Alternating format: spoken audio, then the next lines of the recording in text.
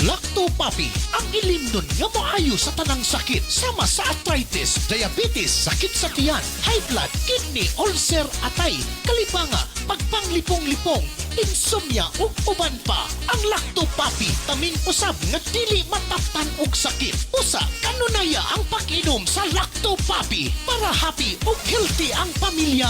Mag-Lacto-Papi kitang tanan. Mag-Lacto-Papi. Lacto-Papi, ilimnon alang sa tanan. Lacto-Papi, palit na. Lacto-Papi, ilimnon nindot kaayo. Number 1, sa tanang sakit kini mo ayo. Lacto-Papi, tambal nga pagkaan nindot. Pagka okay, di ba? Wow. O kini man nalipod pa, inakanunaya. Lacto-Papi, mapaitim na. Lacto-Papi, kanunaya. Lacto-Papi, masaligan na. Dali na. Mag-Lacto-Papi, ilimno para sa tanan. Sige na, dali na. Sa Lacto-Papi, mahappy ang pamilya. Sige na, dali na. Palit na. Sige na. Lacto-Papi, hindi ka nunaya. Lacto-Papi, taluwas. Sige na. Lacto-Papi, happy. Mag-Lacto-Papi, papi, mag-Lacto-Papi, papi.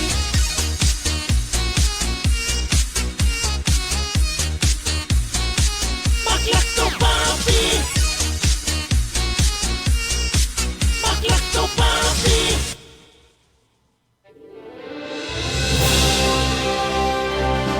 Sa bawat sulok ng ating bansa, may mga kwento ng tapang ng mga taong patuloy na lumalaban.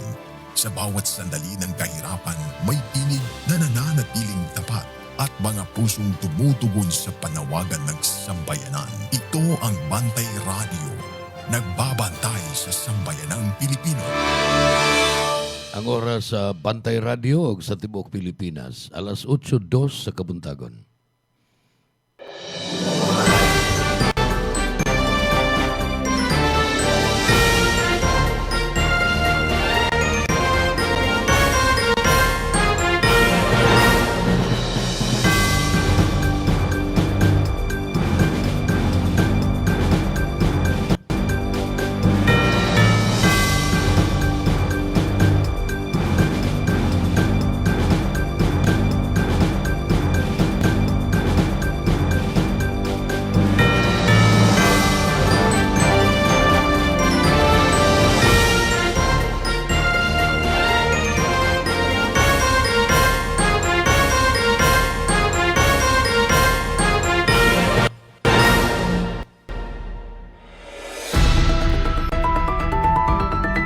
Newsline. Kini mo sa ka radio magazine program nga magatod sa labing lapas nga mga balita, makigdugtong sa tinubdan sa mga balita ug mapasabot sa labing dagko nga mga isyu nga naglambigit sa katawhan. Newsline. Dinhi sa Bantay Radio, ang inyong kauban sa kalambuan. Newsline.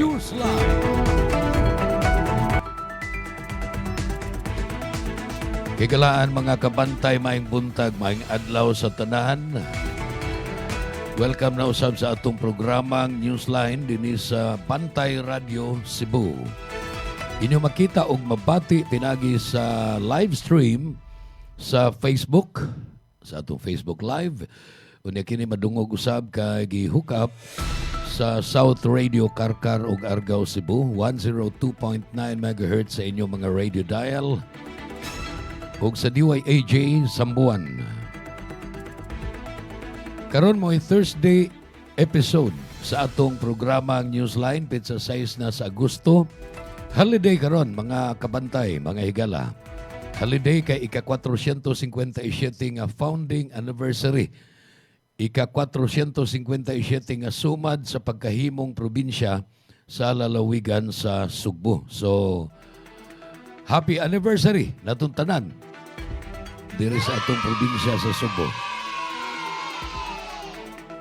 Ako sa ding i-greet akong pinanggang apo Inday Shani, nagsaulog sa iyang 6th birthday karong adlaw. Inday Shani, happy birthday. Karong buntaga sa atong episode sa Tulumano Newsline, duha ni ka-importante kay hisgutanan ng akong hisgutan ninyo. Mahitungod ni ining African Swine Fever o ASF ug ang ikaduha mahitungod sa barangay election kay daghan na kay nagsigig hisgot unsa man mahinayon yung barangay election murag daghan mang gustong i-postpone. Apan daghan sad ang gustong mahinayon na kay gischedule naman na unya doon na may budget ang COMELEC. Ako nang hisgutan sa uwahi nga bahin ni atong programa unahon ko sa ning ASF. Kung kinumduman pipila ka semana ang milabay si Governor Pam Bariccuatro sa atong probinsya sa Sugbo miingon nga o may pakanaog sa usa ka executive order nga nagdili na sa mga baboy gikan sa laing mga probinsya, especially sa atong silingang probinsya sa Negros, nga pasudlon bisag asang lugara dinhi sa Sugbo. Kay nikaylap man lagi ang sakit nga ASF, kining African Swine Fever, dito sa atong silingan nga probinsya sa Negros. Mo nang aron protektahan, aron panalipdan ang atong mga baboy dinhi sa Sugbo nga dili matakdan sa ASF. Mo na nga duna siya 45 kaadlaw nga ban sa pagpasod niya ng maong mga baboy. So wa nay makapangumprag baboy, wa nay maka-deliver og baboy gikan sa gawas sa probinsya, kundili ang atong makonsumo dire para sa atong gamit sa Sugbo ang gikan ra pud dinhi sa atoa. Apan makapakurat ning akong nasayran nga samtang atong giban ang mga baboy gikan sa laing mga probinsya, ni amanday mga kaso sa ASF dinhi sa atoa. Dili sa probinsya kundili mismo dinhi sa syudad sa Sugbo. Pinasikad sa gipost nga report sa website o Facebook page sa Cebu City Government niya sila'y advisory ang ilang clarification on the culling of pigs suspected of African Swine Fever or ASF. Ang kagamanan kuno sa syudad sa Sugbo pinaagi sa Cebu City Department of Veterinary Medicine and Fisheries, DVMF. Miuyon sa pamahayag ni Mayor Nestor Archival may tungod sa humane depopulation or culling, ikal, ang mga baboy nga gidudahang natakbuyan sa ASF. So naa di ay. Unya, boreal, paglubong sa 19 ka mga baboy, aduna gani ubang mga reports nga 20 kuno ni kababoy, pero usara man na, 19, 20. 20 kuno ni kababoy ang nangmatay gumikan sa ASF unya ipalubong na. Nahitabo ni sa usa ka remote nga bahin o layo nga bahin sa Barangay Kiyot. Kining Barangay Kiyot ni ani sikbit ni sa unsa man Tisa, sikbit ni sa Punta Prinsesa ba o diri sa Basak. Kaya na makasbayanihan village Mosaka paingon dito sa Barangay Kiyot. Kanang Barangay Kiyot og hain ng San Carlos Heights, familiar mo ana, Barangay Kiyot na diha. Kaniadto ang barangay captain diha si akong amigo nga si Pangkoy Francis Ispares. Kadtubang sa drama sa DYHP nga Ginhawa Delfin. Siya ay barangay captain diha karon, city councilor naman si Dudong Pangkoy. Kauban magud mi kaniadto sa DYHP. Mo nang amigo kay miining konsehal Pangkoy. Sa una siya ay kapitan diha karon, amot kinsa nay kapitan diha sa Barangay Kiyot. Apan matud pa nining report gikan sa Facebook page sa Cebu City Government nga dunay 19 ka mga baboy nga nangamatay, gidudahan nilang ang hinungdan ini ASF. So mo na nga nakurat ko kay ato mangganing giban ang mga baboy gikan sa gawas aron dili matakdan ang mga baboy sa hain mga lungsod o component city dinhi sa probinsya. Apan ni araman day sa silingan nato nga lokalidad ang Cebu City naa di ay mga kaso sa ASF. Immediately upon detection, matod pa, human nga nakadetect sila nga naa di ay ang DVMF, kinilaging Department of Veterinary Medicine and Fisheries, sakop ni sa sa City Hall. Ni patuman dahin sila nining musunod nga mga lakang. Number 1, enhanced ASF surveillance through random testing and monitoring in neighboring barangays. Number 2, intensive information and awareness campaigns on ASF and biosecurity measures for hog raisers. Number 3, establishment of inter-barangay border control measures to regulate the movement of pigs, pork products, and prevent the possible spread of disease. Prior to the detection of the ASF positive cases, Executive Order number 86 had already been signed, released, and implemented. Nya kini mo ay following initiatives nga gi-undertake o ila pong gibuhat. Number 1, conducted consultative meetings with barangay officials from the rural barangays on the ASF situation in Cebu City and the basic biosecurity measures.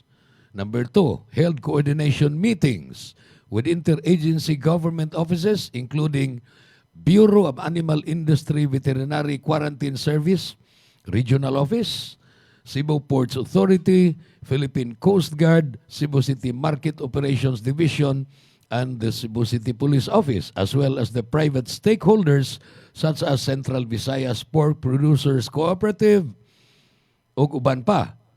Strengthened border control measures at Cebu Ports 1, 2, and 3, and the Pasil Fish Port to monitor and regulate the entry of live pigs and pork products. Ayaw na lang ng nga namang ato pa mangbantayan yung kaayo ang musod nga gikan sa laing lugar nga ni aman sa atong lugar ang doon naman tay confirmed cases sa ASF. So mahog tag katawanan. Okay lang na interbarangay nga border control. Sa ato pa ang mga baboy sa barangay Kiyot kinahanglan di makasud sa barangay Basak. Di makasud sa barangay Labangon, Tisa ug sa uban pang mga barangay. Kay naa man ka diha ang na-detected nga mga kaso sa African swine fever. Through the immediate implementation of these control and containment measures, the case was successfully contained within 15 days from detection, preventing the spread of ASF to other piggeries and barangays. So mao na lagi na. Atong gibantayan og maayo ang mga utlanan sa tibok probinsya, taas ra ba kaini? Kay naglibot man ni coastal roads man ni ang naglibot nato sa atong island province of Cebu. Unya niya dinhi sa sentro sa atong probinsya hinoon, ni adi ay dinhi ang positibo sa ASF sa barangay Kiyot. Ug mao na nga murag ilahan ng istriktuhon ang mga pamaagi unsaon na paglubong para dili gyud makatakod ang mga baboy. Apan maora bagyog na. Tingali sa na-detected nila, mo na 19 ka mga baboy or 20. Wa na ba kailain diha sa Kiyot? How about the hogs in the other barangays sa atong syudad sa Sugbo? Unya, akong pangutana sa atong provincial veterinarian sa Sugbo, ingon man sa Bureau of Animal Industry, gawa sa Cebu City, wa gyud kay lain. How about in Talisay? In Mandaue, Minglanilla, Consolacion, ug uban pa nga mga lungsod dito sa Lagyo, dito sa norte, sa Tumoy, sa Daan Bantayan, sa Tumoy dito sa south, sa Santander. Wa baka tay mga baboy diha nga natakbo yan na sa African swine fever. Mao ni atong pangutana. Ato manggihugtan na may executive order, ako malimot, executive order number 39 ni Governor Pambari 4 mga 3 or 4 weeks ago. Nindot nga gibantayan nga way makasud nga tagalaing probinsya. Baboy, apil na gani ang mga meat products, kanang bisag mga linatana, mga ginaling na nga karne, gikan sa laing mga probinsya, di pasudlon aron dili takdan ang dinhi sa atua. Kita ragyo dinhi sa Tibok Island Province of Cebu. Kita na lang dinhi ang ato na lang mga baboy mo'y atuang konsumuhon. Pero ni aman da ikaso sa ASF dinis ato. Bag-o lang ni na-detected o bag-o lang ni ninyong gipublikar. Sumao ni mga higala ang sitwasyon mahitungod sa African swine fever. Ug tungod niini mga higala nasayod kong daghan ang mga backyard hog racers pasag nila ng mga dinagko na binilyon ka baboy ang ilang gibuhi sa ilang mga piggery kay dagko nagkapital nya dali nang makahuam og puhunan if simbako lang no simbako gihapon kon mapildi ang ilang mga binuhi nga mga baboy apan kining ang akong worry yun, ang akong gikabalakan kining atong gagmay og medium scale nga mga namuhig baboy small and medium scale backyard hog racers. Akong balikon ka na tingaling 20 heads, 20 ka mga baboy ang gabuhin. Na po, 20, 30, 50, mahog panag small and medium scale. Pero nasayod ko, dako na kayo nagasto sa feeds. Mahal kayo ang kada sako sa feeds ron kanang 50 ka baboy nga gibuhi. Labi pagdagko na gikan sa mga kanang igo bitong litson nun, ug hangtod sa dagko na kanang igo na sa lapa, nya kadtupang mga dunay namuhi og anay kay nagpasanay og mga baboy kay namaligya og baktin o baka kadtong nagfattening o kadtong namuhig butakal dagko naman kay nagkaon nga feeds. So hapit 2,000 lang usa ka sako sa feeds nya muhurot na sa pipila ka buwan og napo o 20 o 50 ka sako nga feeds dako na kaayo na nga investment. Unya piligrong mapildi lang tungod ni ining ASF. Na dili ta ka basol ni ining virus. Because every now and then musod man ning virus, wa man tay mabasol nga tao. Apan ang atoa preventive measures. Ug unsay mga lakang atong buhaton to cushion the impact kung pananglitan maigo kita nining African swine fever. O padayon ang atong tulumanon, human ining mga pahinomdom. Ako si Vanessa Almeda, taga Talisay City. Na-discover na ko ang lactopathy katong nasakit ko, na diagnose ko nga nakoy kidney stone Marso 2018. Yung 2 weeks lang siya nga nigamit ko religiously sa lactopathy niya 3 times a day. Niya, after 2 weeks yun, nakita jud nako ang dako jud siya nga miracle. Kay nganong nigawas ang bato. Pamatud-an jud nako nga tinuod jud siya nga naagid siya effect di ay sa imuha ang lacto. Regardless pa nga naa kay giinom nga tambal, ang pinakanindot pa jud ato no kay ni-stop kog inom og tambal. And I just used lactopathy for 2 straight weeks. Unya ang bato nigawas jud siya. Pagkanindot jud kay sa piling. Mo nang moingon kong tinuod jud ni. Nya mao pa jud ni siya ang nindot kayo nga nahitabo kay prior ana giingnan pa jud ko nga operahan ko kay grabe na daw kuno ang akong sitwasyon sa akong bato kay naamang ko'y stones both sa left and right kidneys. So ang diagnosis ng doctor was i-operate ko diha dayon pagkatong nadala ko sa hospital. Pero wala jud nako na gihimo. Nangita ko laing paagi. Mo ni siya nga na abot jud ko nga nangita ko nga nakadungog naman ko na may istoryadaan nga nagingon nga ang lactopathy siya miracle drink siya in a way kay katong gisaysay sa ako ang naiusa ka pasyente nga naa siya sakit niya iyang giimnom, so ako gid siya gi-try mo tong wala na ko niagi og operasyon. So hangtod karon padayon kong nag-inom sa iyaha para matotally cleanse na jud siya. Unya ang epekto sa ako kay more than a month naman jud ko nga nagamit. Ang epekto siya sa ako wala na ko'y mabati nga sakit sa akong likod. Dini sa ako ang right side wala na ko'y mabati nga sakit sa akong left naapay gamay na lang gid siya nga akong bation. Unya positive jud ko nga mawala jud ni kay ngano padayon ra gihapon kong nagainom sa lactopurify. Religiously gid nga nagainom. May nararamdaman ka na ba sa katawan mo? Taon ng maling pagkain, bisyo, abuso sa katawan. Ito ang kailangan mo. Lactopurify, isang lactobacillus food supplement gawa sa natural at piling-piling sangkap. May vitamins at minerals at maraming buhay na good bacteria. Pampalakas ng resistensya. Mag-Lactopurify araw-araw. Natural ang galing.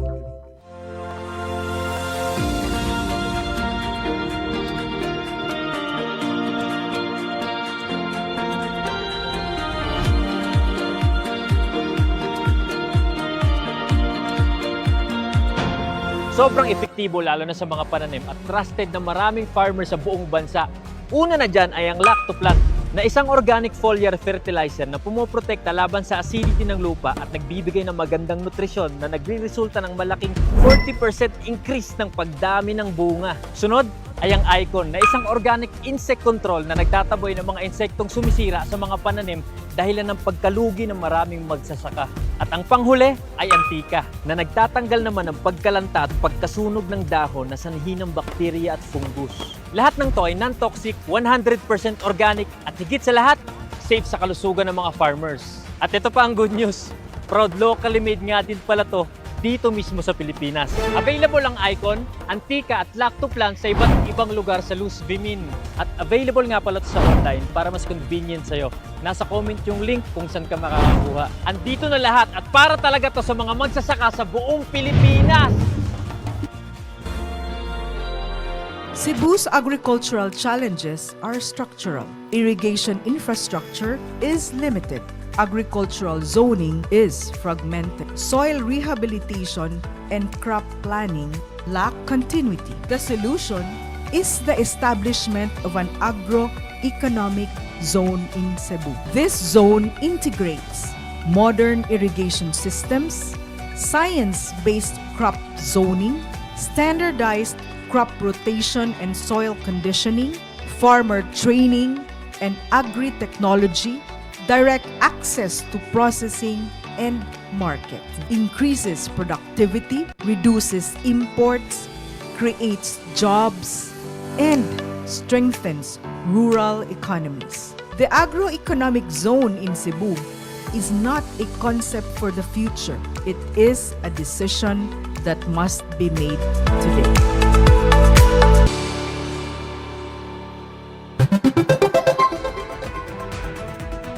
Newsline. 23 minutos na, pasado alas 8, naminaw og nagtanaw ka sa Tulumanon Newsline. Ubaning inyong kabantay, inyong alagad, inyong amigo sa Kanginan, June Carillo. Nakutob ta sa alas 9. So man sa paghisgot nako adtong bahin sa ASF nga ni aday ASF dinis tua dinis sa syudad sa Sugbo. Di na to pasudlan og mga baboy gikan sa ubang lugar pero ni ara po di ay mga baboy din sa ato nga natakbuya na sa African swine fever. Nabiyaan ko na. Daghang kay nangutana nako mga amigo nako kasagaran.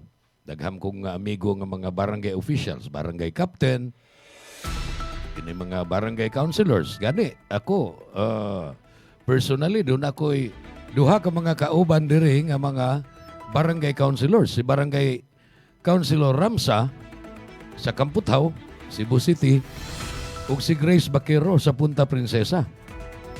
Puro ni sila mga incumbent barangay councilors. Ug gawas nila dito sa Amos, Argao, ug uban pa nga mga amigo nako nangutana, mahinayon umapostpone ba ang barangay election? Unsa may update? May balita. Ang barangay election og dili lang mahunong, dili mapostpone, ipahigayon na gyud sa November 2 nining tuiga. Kanus aman ang November 2? Kalagkalag ra ba na? All Souls Day. November 2. Pero mao na gimbutan sa balaod. Ug mao na schedule sa Commission on Elections nga andam na alang sa pagpahigayon ini. Wa na tulo ka buwan. Kuha naman taron. Agosto 6. Sa ato pa unyas Nobyembre 6 mo itangkod nga tulo ka buwan, lapas na sa November 2. Nya manglingkod ang kun dili ma-postpone ha. Manglingkod ang mga makadaog sa maong barangay ug sangguniang kabataan election unya sa December 30 niining tuiga. Ang makadaog sa November 2 adto na magsugod sa ilang katungdanan sa November 30. So unsa may latest? Doon ay 64, dili mo menos 63 ka mga congressman nga ni-file og mga bill nga unta i-postpone ang barangay election. Dili lang una ipahigayon karon nga tuiga, kundi unya na sa November 2028. Sa ato palain ay presidente niya nang higayon na. Inig eleksyon na to sa barangay o sangguniang kabataan. Kana kon, mulampos ning mga nagtinguha nga ma-postpone. Doon na pa ba'y igo nga panahon? Akong basahon ning balita Dateline Bacolod kay taga Negros Occidental ang congressman nga usa sa mga nangulo nining mga ni-file og bill para pag-postpone. Si Congressman o 3rd District Congressman sa Negros Occidental, Javier Miguel Benitez, uban sa 63 ka mga sakop sa ubos nga Baybalaoranan, ni-file sa House Bill number 10591 ni adto ning maiging adlaw, Agosto 4, ang ilang tinguha nga iuswag ang eleksyon unya sa Nobyembre 2, dili lang una ipadayon, kundi adto na ni, gipostpone nila, ngadto na sa last Monday of November 2028. Lagi, og 2028 ang eleksyon, lain ay presidente kay mag-eleksyon man sa 2028 sa Mayo 2028 mao naman ang sunod nga presidential election. In filing the bill, the lawmakers cited what they described as extraordinary economic, logistical, and operational challenges that could undermine the conduct of credible election. Unsay inyong una-una, ako na bidisayon ha. Unsay ilang justification nga nung gusto nilang i-postpone ang barangay election? Tungod kay dunay dili kasarangan nga mga problema sa ekonomiya, sa kwarta, ug sa paglihok nato kung ipadayo nato ang eleksyon niya sa November 2. Nga naman nga doon naman tayo problema sa ekonomiya, of course, tungod na sa gubat dito sa Middle East. Kwarta, problema kwarta. Apan, doon na budget. Si COMELEC Chairman George Erwin Garcia nag-ingon, doon na sila'y 19 billion nga dugay na nilang giandam. Gani ang 3 billion pesos nagasto na nila sa mga pagpangandam o sa andamonon para sa pagpahigayon sa barangay ug SK election unya sa Nobyembre 2. Kay dili man ura-urada nga unya na sila sa Oktubre mamalit ug unsay mga palitunon nga ilang gikinahanglan. Kanos aman magpa-imprintag mga balota. So, doon na gani 3 billion nga nagasto na. Ang remaining o ang balance nga 16 billion na aron sa DBM, na sa Department of Budget and Management. Mao ba ni ang gipasabot sa mga nagtinguha nga congressman nga apiki man tas kwarta tungod sa kalisod sa ekonomiya. So, dili lang una na to ipadayon ang barangay ug SK election. Postpone lang na itong 2 ka tuig. Unya na sa November 2028. So, muna ang ilang katarungan. House Bill 10591 would amend Republic Act 9164 by resetting the synchronized barangay and sangguniang kabataan elections to November 28 and every 3 years thereafter. Pero di ba giingon man nga sa sunod nga term sa mga barangay ug SK officials, tagupat na katuig ang termino. Lanao del Sur 1st District Representative and House Committee on Suffrage and Electoral Reforms Chairman. Kini si Alunto Adjong. Misuportar usab nining mga congressman nga kauban niya nga gustong i-postpone ang barangay election. The bill obtained by the media provides that officials elected in the rescheduled polls will assume office at noon of December 30. Unya sa second to the last day human sa eleksyon. In its explanatory note, the bill acknowledged that the Supreme Court had previously struck down Republic Act 11935, which postponed the December 22 Barangay and SKE election o SKA kon Barangay and Sangguniang Kabataan election to October 2023. Mautong nahitabo nga ang katapusan natong eleksyon mga higala was on October in 2023. Tulo na katuig ni atong October sad ni ining tuiga kay 2026 naman taron. Gihisgutan sa mga author unang amahan ining balaod nun pag-postpone sa eleksyon. Nga tinuod, dunay kaso sa Korte Suprema kaniadto og gideklarar nga wa na masubay sa balaod wa na masubay sa batakang balaod sa ato pa unconstitutional. Kadtong balaod nga mag-postpone na pud unta ni adtong 2022 sa barangay election. Moto nga nahitabo gyud sa 2023 kay mando naman to Supreme Court. 2022 man unta election. Wa mahinayon. Dunay mga nipasaka og kaso sa Korte Suprema nga nag-question ni atong balaura. Ug mao na nahitabo nga ningon ang Korte Suprema nga way ay mong pataka ha Congress himo-himo mog balaod nga mag-postpone sa eleksyon nga naka-schedule naman na. Ayaw na ninyong usba. Gawas lang kung dunay hilabihan kabugat nga katarungan nganong kinahanglang i-postpone. Yan niya ang record ngano nga ang Korte Suprema mideklarar nga unconstitutional ang balaod nga nagpostpone sa eleksyon niadtong 2022.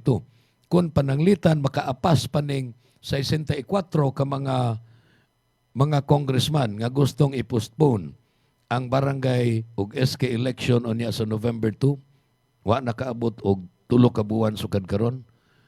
Kung makalusot po ni dito sa Senado, doon na po yung mga senador nga muuyon nga i-postpone unya ilang dali-dalion, ilang ipasa nga to sa presidente, nya mo pirma po si Presidente BBM nga sige, postpone lang na. Kunya na lang sa November tinuod sa 2028.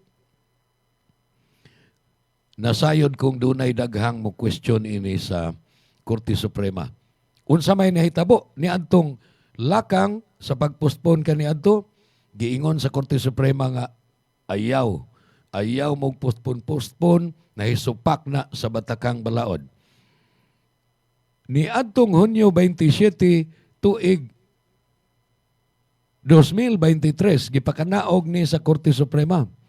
Gideklarar ni ini nga unconstitutional, wa na mahisubay kundi nahisupak na sa atong konstitusyon ang pag-postpone sa barangay ug sangguniang kabataan election. Gikan sa iyang initial schedule nga December 5, 2022,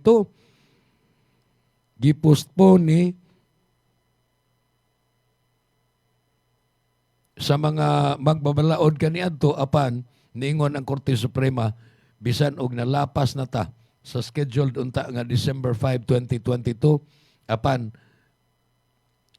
pag-eleksyon mo unya sa October 2023. Kaya dili pa man unta October 2023 ug sila mo ipabuton dili pa man unta kadto mo ilahang gusto nga petsa. Hinoon gi-recognize sa Korte Suprema ang legal practicality ug necessity of proceeding with the conduct of the barangay and SK election on the last Monday of October. Mao na ni kining mga naglingkod, kining mga incumbent ron nga mga barangay officials,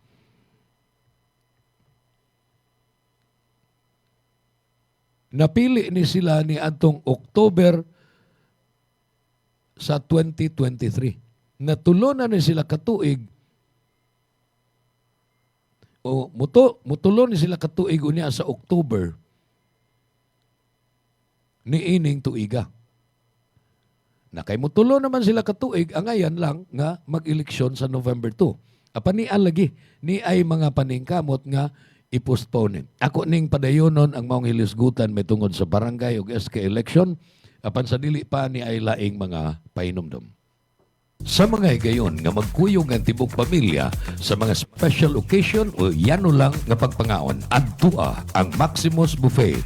Eat all you can, kada adlaw alang sa paniudto o panihapon. Tilawi ang lamian nilang mga pagkaon, sama sa unlimited humba, unlimited lechon manok, unlimited lechon kawali, unlimited baka, unlimited seafood, unlimited fresh talaba, unlimited kinilaw, ug uban pang sobra pa sa 20 kalain-laing putahe. Unlimited lechon baboy kada Sabado ug Domingo. Maximus Buffet, lami nga pagkaon sa makatarunganon nga presyo. Ang Maximus Buffet ay nahimutang sa Alins Drive, Cebu City, duol sa USP Lahog Campus. Hinumdumi, Maximus Buffet. Bring health into your home. Ako si Tita M, anchor woman sa programang aron ang lungsod masayod maglakto pafi aron himsog pirmi. Wa ako magdahom nga mahimo di ay akong biktima sa kahilo sa pagkaon or food poison. Lain gyud ang akong paminaw mo to nga alit na lang na kong gibati nga kasukaon ko, pwera lang sa mga nangaon karon ha. Tulog yun ka bisis nga, suka ko, undang, papahulayon ko kadali, then mubalik na sa. Ngayo ko sa kumbana og usa ka baso nga lacto puffy, ug dayon gihurot na ko diretso og inom. Apan sa dihang, inom na nako, ikalit magka, lagsik ang akong lawas nga murag walay nahitabo. Nagpasalamat pug maayo sa lacto puffy tungod kay gihimo siyang instrumento sa Ginoo aron maluwas ko ni adtong pagka food poison nako. Dili gyud ko mobiya niya. Hinuon ang akong himuon mga higala. Akong ihatod kaninyo mga higala ang maayong balita nga akong na-experience sa lacto puffy kung giunsa ko niya pagtabang. Iaghata mo mga higala kung duna mo'y balatian sa inyong lawas o wa pa mo'y mga balatian, gamit na mo sa lacto puffy tungod kay dako kaayo di ay ni ug katabang sa atong lawas. Bring health into your home. Bring health into your home. Ang Lacto Puffy adunay Lactobacillus probiotics. Umas nailhan nga good bacteria mo neutralize sa mga bakterya sa lawas. Mutabang madaling mahilis ang kinaon ug maangko ng saktong nutrisyon. Taming sa lawas batok sa mga virus o bakterya. Abti kanunay ang imong hunahuna. Malipayon ug kalmado ka kanunay. Mag Lacto Puffy matag adlaw. 100% natural, tinubdan sa kahimsog sa lawas. Aprobado sa FDA. Bring health into your home. Tulungan ang iyong katawan na makaiwas sa high cholesterol, high blood, diabetes, heart problems. Ugaling uminom ng Lacto Puffy Health Supplement araw-araw. Ang probiotics drink na tutulong sa inyong katawan na makaiwas sa sakit 24/7. Bring health into your home. Uminom na ng Lacto Puffy Health Drink. Mabibili na po sa inyong mga suking butika. Bring health into your home. Ako si Buboy Fernandez, isip trainer ni Manny Pacquiao. Gikinahalan nga perming lagsik ug abtik ang akong panglawas. Ang akong sekreto, Lacto Puffy. Dugay na lang akong nagainom niini. Sugad pa kaniadto. Kung gusto mo nga kanunay nga alerto og protektado, Lacto Puffy, sekreto sa mga champion. Lacto Puffy. Bring health into your home. Bring health into your home. Lacto Puffy Health Alert. Sa mga mahiligon sa party, dili kalikayan ang makainom og alcoholic drink o maka-experience og hangover. Ang presence of alcohol sa dugo mo'y hinungdan sa paglabad sa ulo ug pagkalipong. Ang Lacto Puffy Health Supplement nga gi-analyze sa laboratory sa Norway adunay amino acids nga makapalagsik sa kalawasan ug maka-counteract sa epekto sa alcohol. Likayi ang sobrang pag-inom og alcoholic drinks. Inom og Lacto Puffy and bring health into your home. Health into your home. May nararamdaman ka na ba sa katawan mo? Taon ng maling pagkain, bisyo, abuso sa katawan.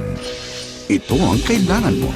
Lactopaffy, isang lactobacillus food supplement gawa sa natural at piling-piling sangkap. May vitamins at minerals at maraming buhay na good bacteria. Pampalakas ng resistensya. Mag-Lactopaffy araw-araw. Natural ang galing.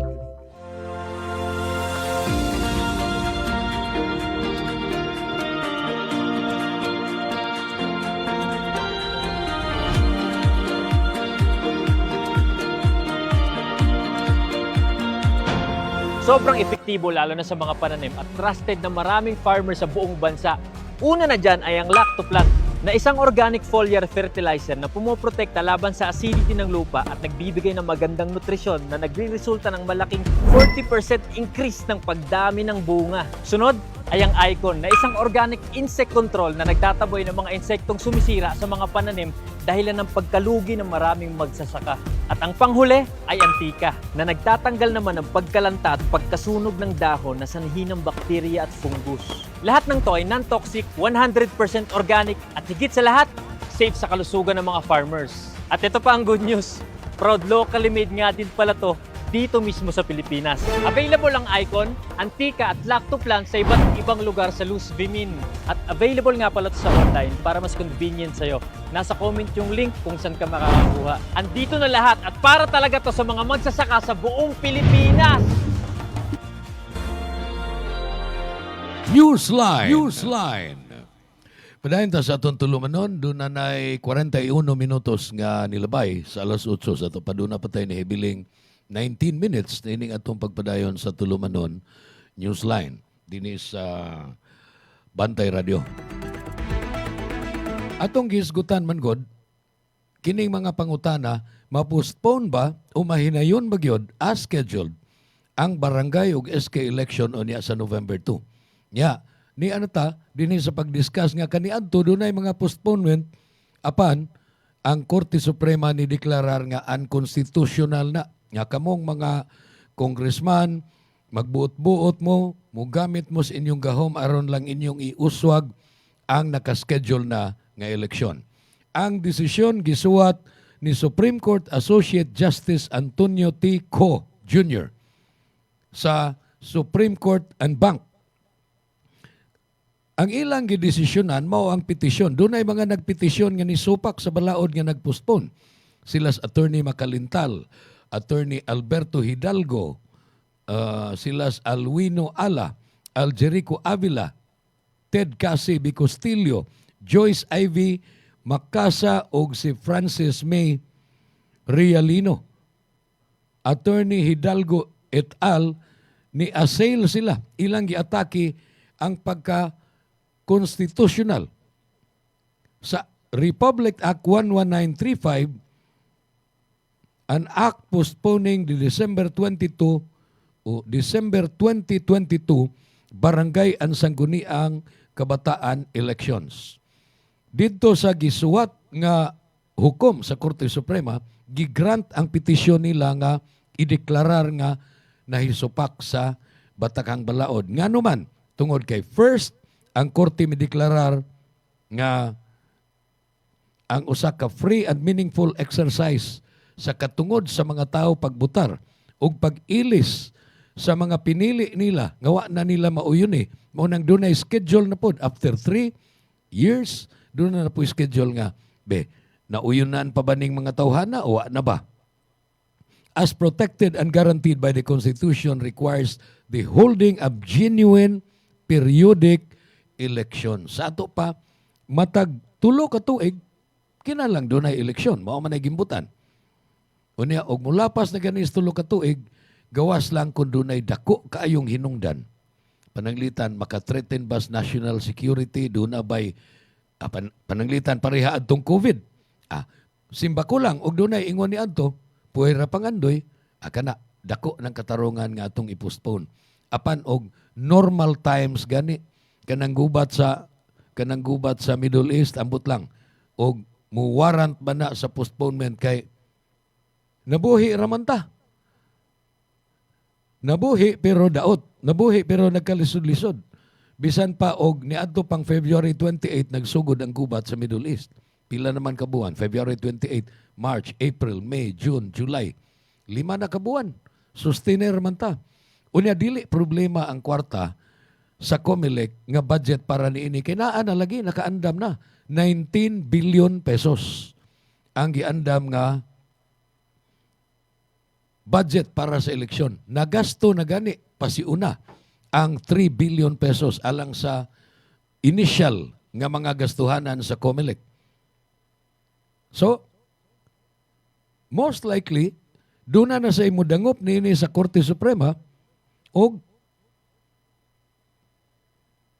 supakon kung doon na may balaod nga mapasar nga mag-postpone. Naanapoy mo petisyon nga unconstitutional ang postponement nining maong eleksyon kay mao lagi gipahimugatan, mao gihatagan og dako kaayo nga importansya ang katungod sa mga tao matag karon og unya pagpili sa ilang mga opisyal. Nakon ang mga congressman maoy gusto nga ma-postpone, it's understandable. Real talk lang ning ato. Ngano? Tungod kay makagasto sila kung doon na eleksyon. Anong makagasto man? Dili lang gani ang mga congressman but basically ang mga kongresista yun. Kay sila may doon ay kwarta.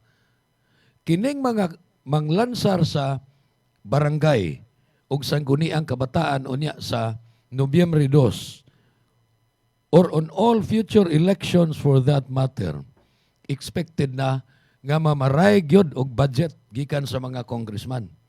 Ngano? Moingon man nga kung niadtong paglansar ni mong congressman, kami bayay naningkamot diri sa barangay pangampanya para nimo. Karon kami na sad mo'y piliunon. Kami na sa imo lansar, ikaw dili. Hayahay ka diha. Tabangi sad mi sa funding. Kay mapildi mi. Ang among kontra na niya mudaog. Kun wa mi igo nga bala diri. So, mutakilid, kuots bulsa ang mga kongresista. Dili na ba sayon ang kwarta sa mga congressman ron? Unsa may ilang ipanghatag? Sweldo, dili oy. Kuwang ra na. Wa na ra ba kaayo yung mga projects ron? Nga kakuhaan og 10, 15, 20, 25%. Kay human pagbuto sa iskandalo sa flood control projects, istrikto na kayo. Gipanid-an na pag-ayo ang lihok sa mga congressman. Nag-budget ba mo diha? Mga allocables o non-allocables. O niya, sige ba? Sige ba ang bidding para sa mga proyekto? Katuganing uban nga mga nahisgutan nga mga kontraktor. Wa na mga sigon sa mga reports, mga hugon-hugon. Wa na kaayoy mga project karon. Naon sa may kuhaan na to og SOP, kung wa na'y project. So asa man mangita og kwarta ang mga congressman nga ilang itunol ngadto sa mga mulansar og barangay captain, barangay councilor, SK chairman og SK councilors. May pa i-postpone kay wa pay gastuhanan. Malipay rasad ang mga incumbent nga mga barangay og SK officials kay hold over sila. Mabitaw na nga bisan og deep inside sa mga incumbent nga mga barangay officials ron, dili sila murag mauwaw silang moingon nga ganahan may i-postpone ang barangay election kay lisod tinuod ang ekonomiya. Pero wa na sila openly moingon ana ngano man self-serving. Parihara na sa piniriso moingon okay ra mig ma-fire out. Oh, kanindot sa imong kinabuhi og ma-fire out ka diha sa prisuhan, sa ato paari nakasgawas. Kining mga barangay captain, mga barangay councilor, incumbent SK officials, self-serving nagmoingon mo nga gusto mo postponement sa barangay og SK elections. Kay ma-hold over man mo, malali mo na. Imbis igambol na ninyo ang inyong kaugalingon, isalang na ninyo inyong kaugalingon o niya sa November 2, Dangtan pa og duha ka tuig una nga magsigil lang gihapon og lingkod diha bisag wa na mo makaangkon og fresh mandate sa mga tao. Wa na mo butari. Sa Tagalog pa, kung mahinayon ang eleksyon sa Tagalog pa, magkaalaman. Mahibaw anatog maayo ba mong performance, satisfied ba ang mga tao diha sa inyong barangay sa inyong trabaho? Pagka-kapitan, pagka-konsihal, pagka-SK chairman, pagka-SK councilor. Wa mo'y ang kabalakan kung maayo ang inyong pag-perform, pero nagtinapulan mo, panagsar mong hikitan, labi pag dako kaig budget, dako kaayo ang ira, dako kaayo ang kwarta gikan sa nasyonal nga bahin sa inyong barangay, nyaway mga projects nga nakita diha. Mangutan ang mga tao, Kap, hain naman ang kwarta, Kap, wa magintay project dire. Kung nagdili na ninyo matubag ng pangutanaha, posible ang inyong kontra mo ibutaran. Posible kayo na. So, risgo. Ang mga congressman, dili kay congressman lang, hastang mga mayor sa mga lungsod o mga syudad. Duol kayo sila sa mga barangay officials. Maudayo yang unguan nga, Mayor, pwerte biya na akong pangampanya, leader biya ako ni mo diri. Pwerte na akong pangampanya niya ni daog ka. Mamaraig minimo. Gaimig budget. Gastos. Mayor, mga gobernador, dunay mga barangay officials nga mga bot gyud sa mga kapitulyo. Kapitulyo din sa Sugbo, sa Negros, sa Bohol, puro man na kapitol ang seat of government sa gobernador. Naay mga adto dito. Mamaraig para funding, additional funding kay mapildi mi ini nga maong eleksyon kon wa mi funding. So, kini mga tawhana gusto ni nga i-postpone ang barangay election. Pero kita nga mga lungsuranon, gusto ba punta i-postpone? Di ba ta gustong musuwat na po, gamito na po nato ang power sa ballpen, pagpahamtang og silot sa mga angayng silutan nga mga barangay officials, og pagbutang sa pwesto sa atong nauyonan. Unsa man? Gusto mo unya pas 2028 mo exercise atong right of suffrage? Ang Korte Suprema ni patigbabaw sa atong katungod pagbutar. Mao nang gideclare nga unconstitutional ang balaod kaniadtong 2022 nga nag-uswag na sad sa barangay ug SK election. Kung pananglitan matuman ning balaora 2028. In 2028 inighapit ng eleksyon. Kinsa man say makapugong nila nga makauna-una na pud sila, himo na pud tagbalaod ato na pong i-postpone sa 2030. So, malipayon ang mga incumbent barangay officials o SK officials, magulanon ang mga tao nga gusto na untang palayaso na sila kay wa gid sila hinungdan, wa sila ayo sa ilahang pagserbisyo. Sumana ang essence sa mga lakang pagpostpone sa SK o barangay elections. Doon ay 64. Dili mo menos 64, tingali doon na pa'y mo join ini nila. Nga ipapostpone ang SK o barangay election, pero nasayod ko, buhi pa mas Attorney Makalintal, nasayod ko. Nga, usa na po siya sa mangusog nga ayaw ninyo usab-usaba ang schedule. Tulo naman na katuig nang lingkod. Panahon na nga atong konsultahon ang mga tao. O nakauyon pa ba sila nang lingkod? O ilan na ba ng pulihan? Ayaw na ng katarungan nga lisod ang ekonomiya. Kang kinsang ekonomiya ang lisod? Sa Comelec na ay budget. 19 billion. 3 billion na ang pasiunang nagasto, doon na pa 16 billion nga balance. Nga kung mahinayon yun, and so far as the Comelec is concerned, miingon yun si Chairman George Erwin Garcia, ready mi, pagpahigayon. Unya sa November 2, sa eleksyon. Apan lagi, akong balikon, mga congressman, di gyud ganahan. Kay, boslot gid ilang bulsa ini, ug mahinayon ni, as scheduled on November 2. Ug katapusang bahin niya pa may panahon, na ako'y gamay nga komentaryo mahitungod sa nagpadayon ron nga impeachment trial. Kay nakamatikod ko nga murag gipulaan namang mga tao sa impeachment. Tungod ba kay busy ta? Unya tag-as kayo ng impeachment, dili ra ba masabot na mga legal terms? Kinsa may nakapabor? Prosecution, depensa. Pero para nako, ang hindi ta magpakawa o pagsalig o paglaom sa impeachment. Nga naman, tungod kay ang impeachment usa ka legal o constitutional nagsubay sa batakang balaod nga proseso. Kini gigamit aron nga manubag ang usa ka taas nga opisyal sa gobyerno kung dunay seryoso nga aligasyon sa paglapas sa balaod o pagsalig sa katawhan. Dili ni angay tan-awon isip instrumento sa panimalo sa politika, kundi usa ka paagi aron mapreserbar ang integridad sa public service o pagdumala sa gobyerno.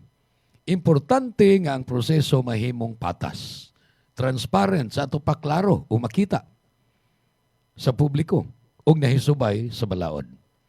Ang tanan nga mga partido kinahanglang hatagan sa gayon pagpadayag sa ilang matag katarungan, mga ebidensya. Sa laing bahin, kita nga publiko kinahanglang magmatngon og dili dayon motuo sa mga balita nga dili gikan sa kasaligang mga tinubdan. Ang impeachment dili katapusan sa demokrasya. Apan usa kini katimailhan nga dunay mekanismo, dunay pamaagi aron makapanubag ang mga lider nga gisaligan sa katawhan. Ang labing importante mao nga ang kamatuoran ug hustisya ang mopatigbabaw. Dili ang personal nga intereses sa mga tao, sa mga politiko o sa mga kampong politikanon. Busa, isip lungsuranon atong suportaan ang proseso nga impeachment nga matarong ug malinawon ang atong tingog pag-ila sa kamatuoran ug respeto sa balaod mao ang pundasyon sa usa ka lig-on nga demokratikanhon nga nasod. Ang tinuod nga kadaugan dili ang pagdaog sa usa ka kampong politikanhon kundi ang pagdaog o pagpatigbabaw sa kamatuoran ug kaayuhan sa tanang Pilipinon. Pinaagi nini akong takupan ng atong tulumanon. Atong tapuson ang tulumanon Newsline mao ni ang Thursday episode sa Newsline dinhi sa Bantay Radio Cebu.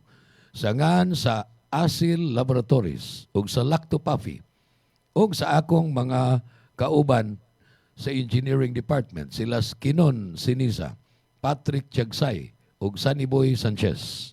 Ingon man ni Ray Quijano Alcazar sa South Radio ug ni Alan Rosete sa DYAJ Sambuan.